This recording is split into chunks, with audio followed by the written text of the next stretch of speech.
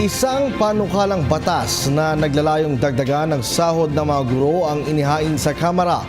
Sa ilalim ng House Bill No. 195, ang across-the-board salary increase ay naglalayong dagdagan ng 15,000 piso ang buwan ng sahod ng mga pampublikong guro. Ano man ang kanilang employment status, ngunit dapat ay naaayon sa merit selection at promotion ng Department of Education.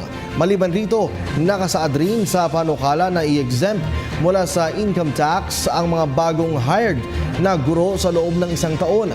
Gayun rin ang paglikha ng pension fund ng mga gurong nasa 15 taon na sa serbisyo. Paliwanag ni Deputy House Speaker Representative Miro Kimbo, layo nitong mahikayat ang mga guro na magturo sa mga pampublikong paaralan.